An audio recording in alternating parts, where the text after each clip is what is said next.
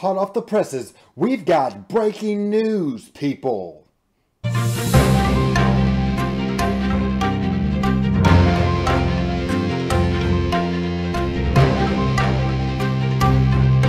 All right. Maybe not that breaking news, but it's still very great news. All right. Before I get started on the good news, though, I want to cover a couple of things from my internet resources video to where I provided you some of the internet places I found along my journey just looking for Netrunner stuff to consume, and I go over how they've been valued to me and how you can use those. Two that I missed are the StemHack Slack server. It also, you can set it up to where you receive emails from StemHack. It might not be on the Slack server, it might be on the actual web page if you create an account. I can't remember how you get emails from StemHack, but somebody in the comments let me know, because however I'm getting emails from StemHack, greatly am excited about that, right? And then the other one is Reddit. The Netrunner page, or the subreddit is what they call it, the Netrunner subreddit, which you can find here. You'll need an account on Reddit, and you subscribe to Netrunner, and there's some way that you can get email notifications from them. However that is, I can't remember, I highly recommend you getting on those, because almost any information I've ever gotten from Project Nisi, or updates, or tournaments, and tournaments for GLC and also StemHack, that's how I found out about all of them. And that's how, if I wasn't so in tune with green level clearance, is how I'd find out about new tournaments. But definitely with StemHack Slack, I ended up finding out about tournaments mostly from the Reddit emails that I receive.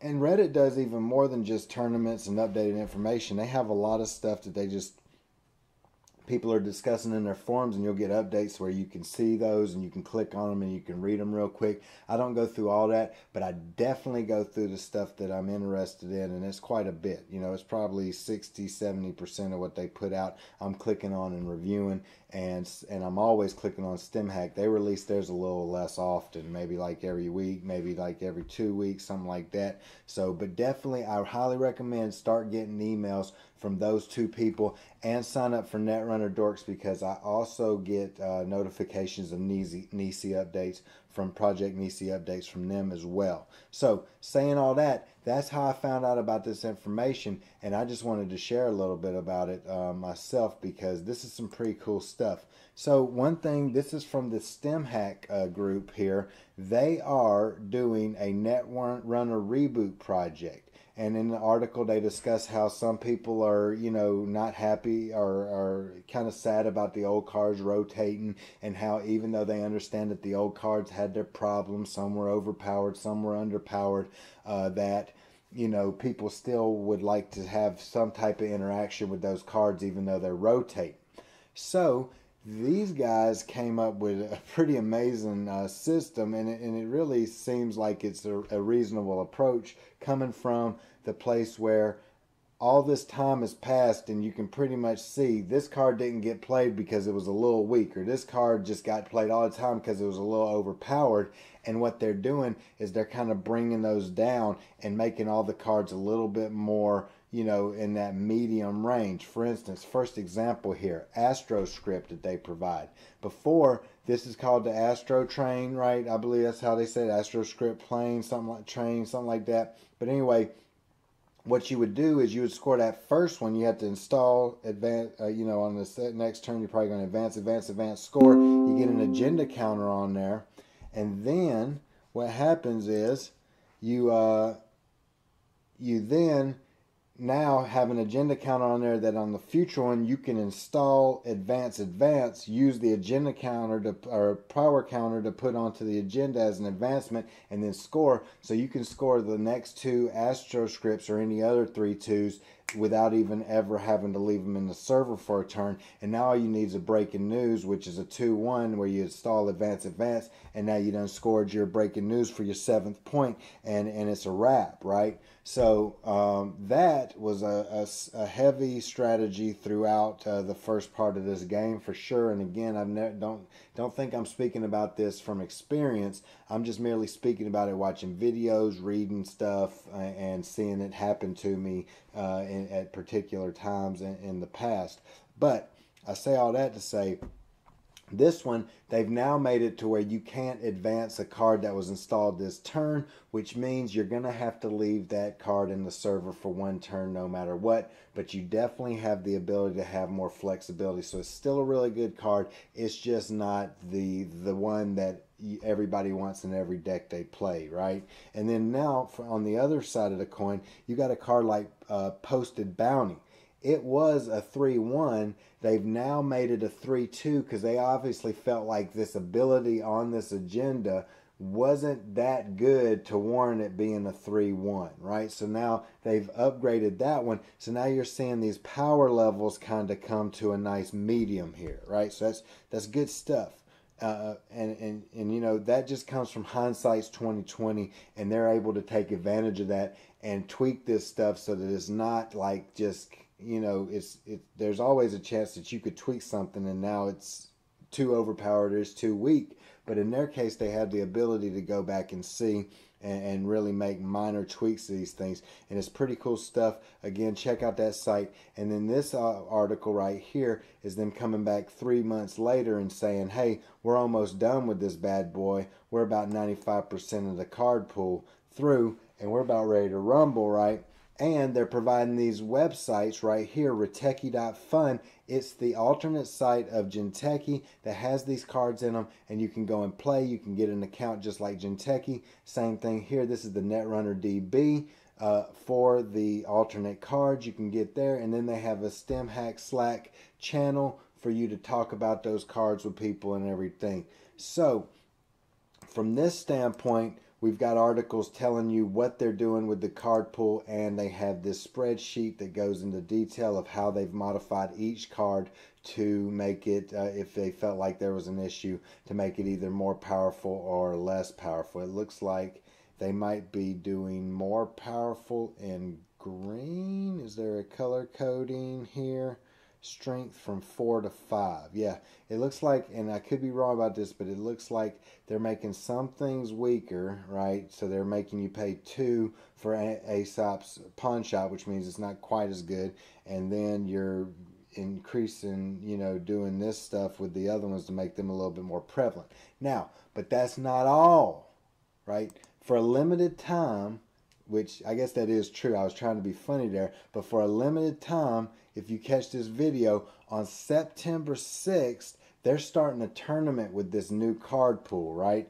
And what's going to happen in this tournament is, again, it's like, it's very similar. I'm sorry to like break up my sentence, but this tournament's very similar to the Netrunner and modded tournament that you see me play on this channel, in that they come up with these tables, and on a weekly basis you go and find your opponent on, in this case, the StemHack Slack. On the other ones I play, it's on the Green Level Clearance Discord for Netrunner and modded, but in this case you'll be on the StemHack Slack. You'll reach out to your opponent, you'll set up a time during the week that you two can meet and play, and those games usually take you about 45 minutes to an hour and a half to complete. Usually, sometimes it can take up to 2. Just understand that is a commitment of about an hour. I would highly, you know, I'd schedule out, say, an hour and a half of your life each week that you would be spending playing these games here, right?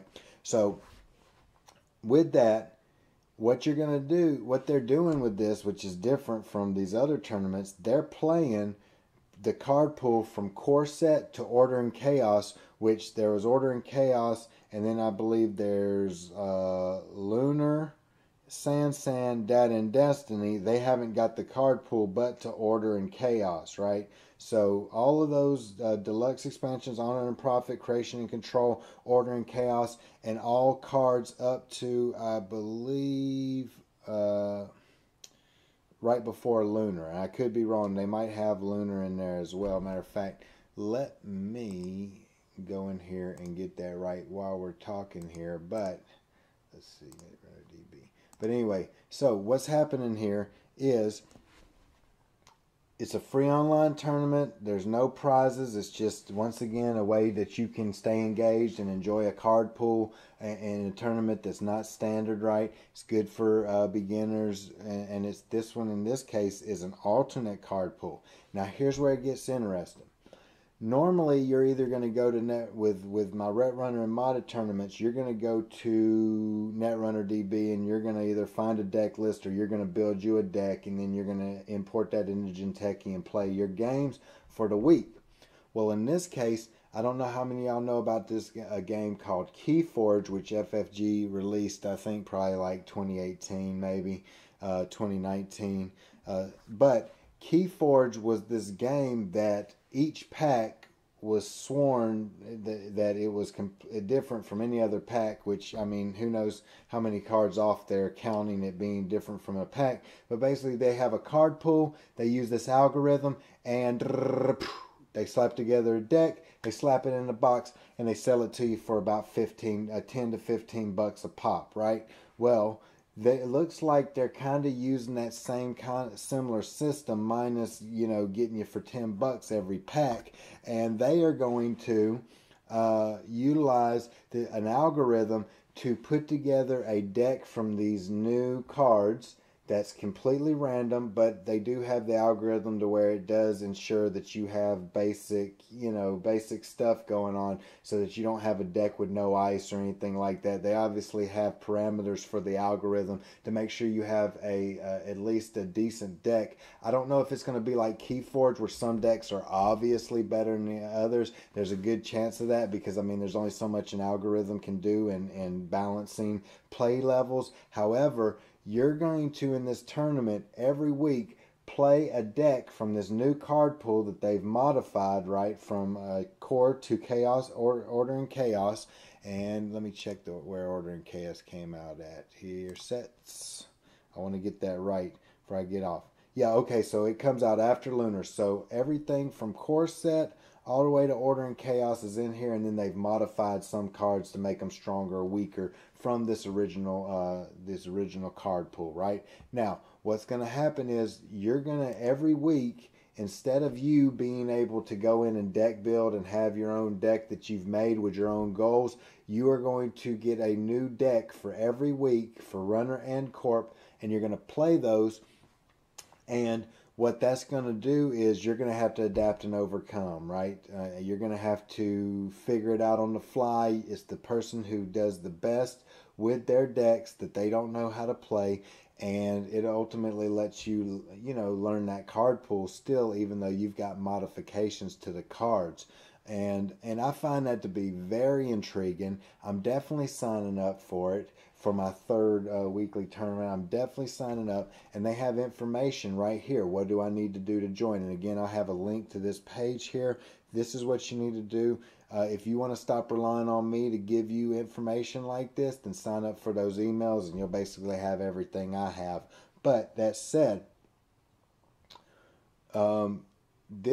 I think that this is really cool. I'm excited. I think that some of those cards, as much as I could, if you gave me an overpowered card and told me to go crush somebody with it, I'd need probably an hour course on how to do so, right? I mean, overpowered cards really are not an issue for guys like me who are average at best at the game, who can't really spot these overpowered systems and put them into play just yet, right? But for people who really know what they're doing, this is good stuff to bring a little balance and let some cards that never came out of what they call never came out of their binder, right? They never saw any play because there was just certain cards that were just better. It gives you a chance to kind of reformat that card pool and bring new life to it, right?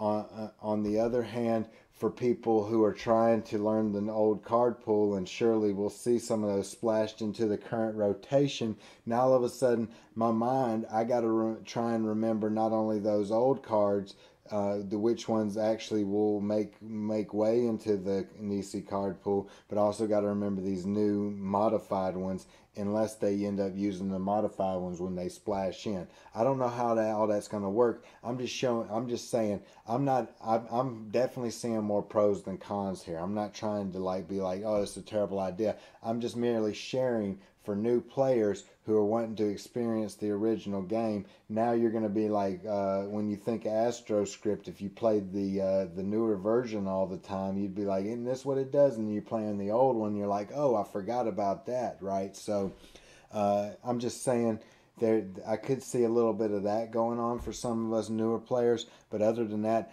I am super excited about this. I'm excited about the algorithm decks. Keyforge, I found it to be a fine game. It was one that me and my son played a little bit for a while. He's younger, and I thought it would have been a great introduction to some of the competitive card games for us to dabble in. We kind of fell off from playing it. I don't have any problem with the game, but now you take that algorithm deck system and you place it into Netrunner, and I'm all about it, even though and then it gives people like me a chance, right? Because some of these guys who really are just know the card pool up and down, they're going to have less of an advantage when they haven't built their own decks. And now if I can just, have a chance to just play smart, then I have a chance to win, where before, even with me playing smart and not knowing the card pool, I'd probably be far incompetent compared to these other players. So there is some of that going on as well. And again, I'm highly interested in seeing this play itself out, right? So anyway, check out these links.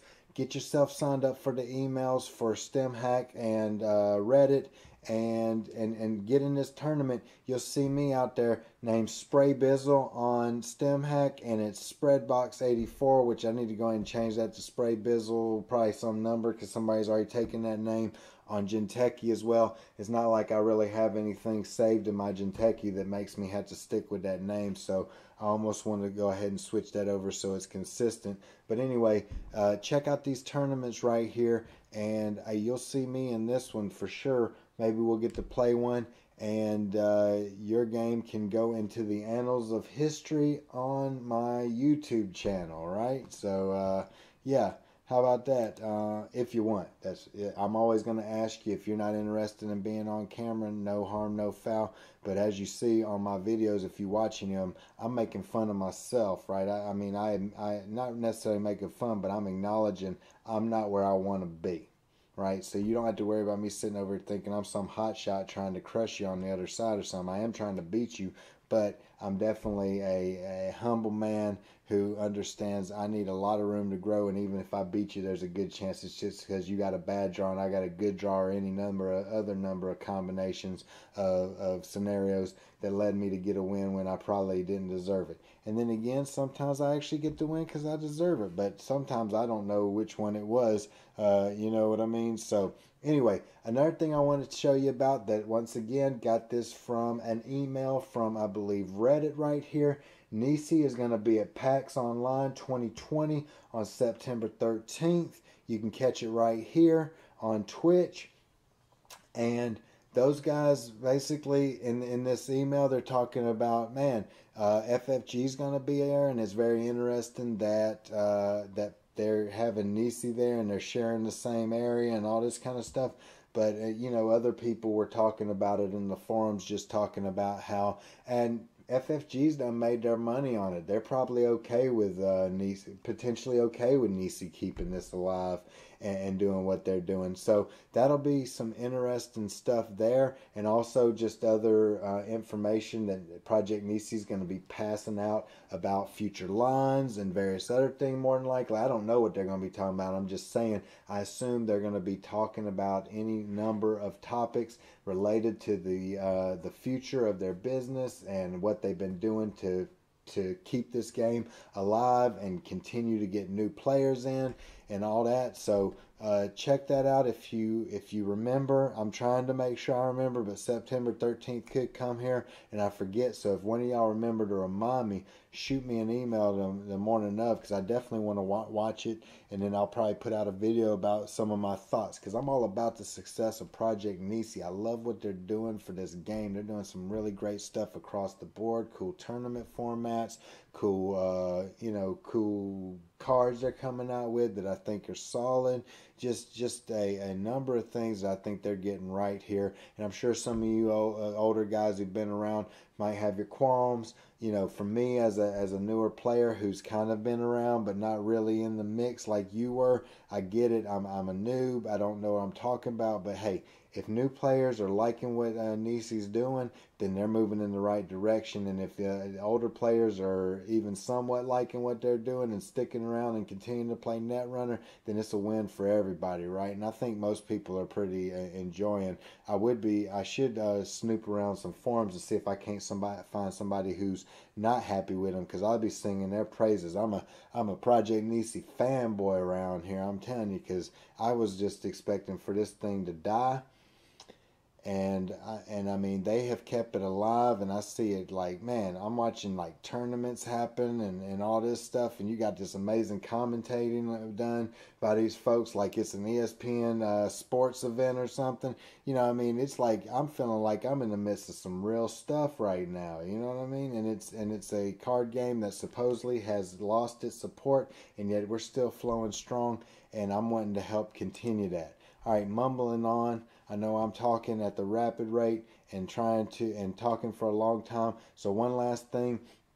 I recently found these guys, Legendary Tactics, and I believe in the internet resources. I've got a link to their page. Not all their stuff's Netrunner. It looks like they might be doing more Netrunner now. I can't quite figure out what their rhyme or reason is or what their tempo is with the Netrunner stuff.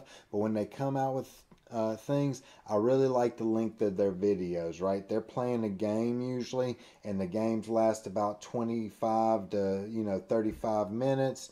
Good compressed time to watch a game, and it's going through that Netrunner card pool. It's going through that. They're actually working through data packs one at a time. So they're working. I think they might not even be out of the first cycle yet.